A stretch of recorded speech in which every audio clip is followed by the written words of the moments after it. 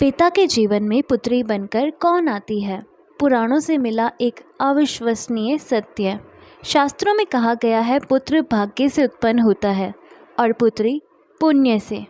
यानी पुत्र भाग्य से तो उत्पन्न हो सकता है, परंतु पुत्री महान पुण्य कर्मों के फल स्वरूप ही उत्पन्न होती है। पर क्या आपने कभी सोचा है कि आपके घर में बांसुरी बजा रही वह छोटी बच्ची आखिर कौन है? वह ऐसा क्यों कर रही है? क्या उन्होंने आपका घर चुना? एक पिता के जीवन में पुत्री मात्र एक संतान नहीं होती, वह एक अलौकिक रहस्य होती है। समाज में यह सर्वमान्य धारणा है कि पुत्री ही आने वाली पीढ़ी की संपत्ति होती है, परंतु पुराण कुछ और ही कहते हैं। पुत्री वह शक्ति है जो पिता के वंश के साथ कुलों को बचा सकती है।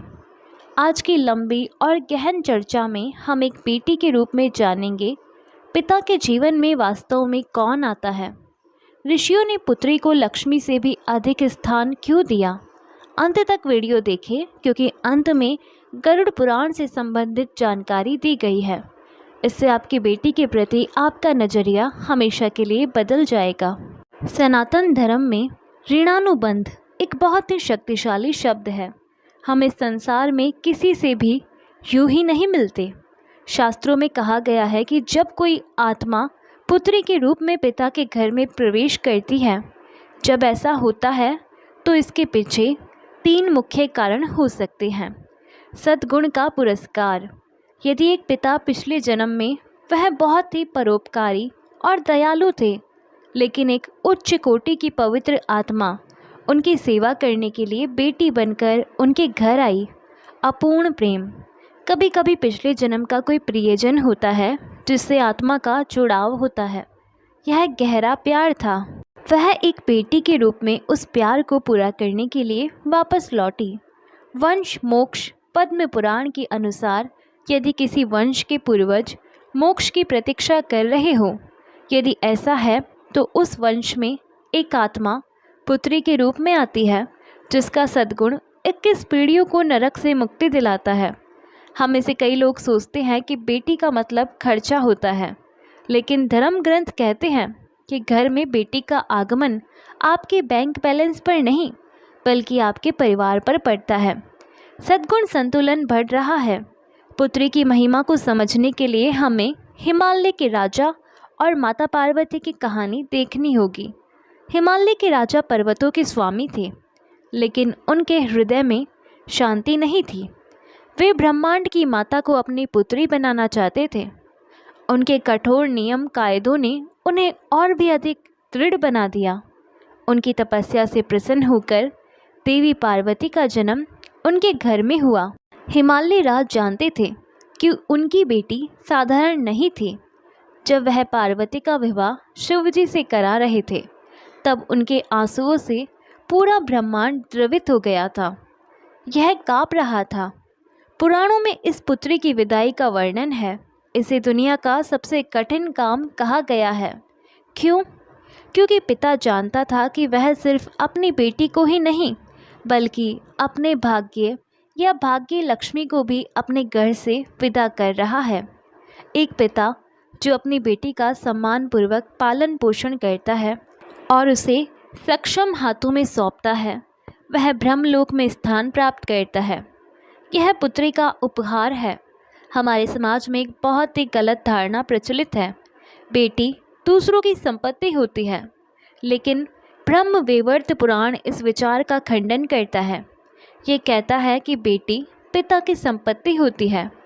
धर्म फल रक्षक एक बेटी अपने पिता की सुरक्षा कवच होती है, जो उन्हें बुढ़ापे में या कठिन समय के दौरान मानसिक रूप से टूटने से बचाती है। संस्कृति का वाहक एक पुत्र वंश को आगे बढ़ाता है, लेकिन एक पुत्री 2 वंशों को आगे बढ़ाती है। पिता और ससुर सुधार और संस्कृति जीवित रखता है। शास्त्रों में पुत्री को आश्रम कहा गया है, अर्थात जिसकी छाया में पिता को शांति मिलती है। ध्यान दीजिए, जब कोई पिता दिन भर की मेहनत के बाद घर लौटता है तो उसके चेहरे पर मुस्कान या उस काल से उसकी सारी थकान दूर हो जाती है। यह कोई साधारण शारीरिक जुड़ाव नहीं है, यह आत्मा का जुड़ाव है। हिंदू विवाहों में कन्याकर्ता यानी पिता का दर्जा सर्वोच्च होता है। ऐसा क्यों? बहू का उपहार भूमि, भोजन या सोने के उपहार से श्रेष्ठ क्यों माना जाता है? गरुड़ पुराण के अनुसार जब कोई पिता अपनी सुसंस्कृत पुत्री का विवाह किसी गुणी पति से करता है तो वह न केवल एक संतान का त्याग करता है बल्कि अपने जीवन में अर्जित सभी भ्रमों और अहंकार का भी त्याग करता है। यह बलिदान इसकी कोई तुलना नहीं है।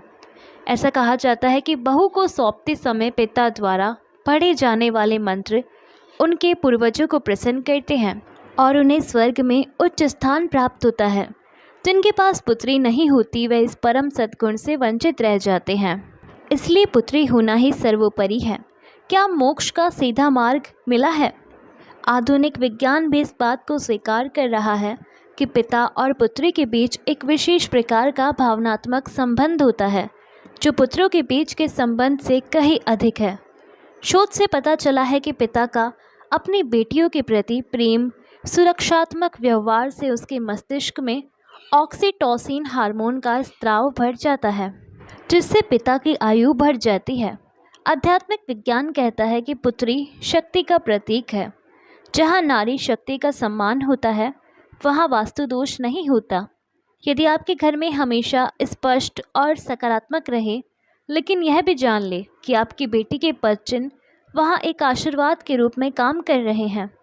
अंत में एक बात याद रखें कि आपकी बेटी कोई संयोग नहीं है, वह आपकी है। वह आपके जीवन में इसलिए आई क्योंकि ईश्वर को आप पर विश्वास था। वह आपके घर में इसलिए आई क्योंकि आपके वंश में मौजूद किसी अपूर्ण गुण ने उसे ऐसा करने के लिए प्रेरित किया। जब वह मुस्कुराती है तो आप जान जाएंगे कि देवी लक्ष्मी आपसे प्रसन्न है। जब वह रोती है तो आप जान जाएंगे कि आप नाखुश है। भाग्य आपसे मुंह मोड़ रहा है। आदर करो, प्रेम नहीं। उसे शिक्षित करो, उसे साहसी बनाओ और उसे यह एहसास दिलाओ कि वह तुम्हारे जीवन का सबसे बड़ा गौरव है। आपको लग सकता है कि आप उसका पालन पोषण कर रहे हैं, लेकिन सच्चाई यह है कि अब वह अपनी नियति का मालिक नहीं है। यह आपके जीवन में अच्छाई के साथ आया है और आपका दिन बदल दिया है। आपकी बेटियां महज बच्चे नहीं हैं, वह स्वर्ग से आई देवदूत है। दोस्तों, आपके जीवन में आपकी बेटी की क्या भूमिका है? क्या आपने कभी महसूस किया है कि उसके आने के बाद आपकी किस्मत बदल गई है? आप हमें कमेंट्स में अपने अनुभव के बारे में बता सकते हैं। अगर आपको वीडियो पसंद आए तो लाइक करें और उन सभी माता पिता के साथ शेयर करें जो लोग दुनिया में सबसे ज़्यादा अपनी बेटी से प्यार करते हैं। इस तरह के वीडियो देखने के लिए चैनल को सब्सक्राइब करें।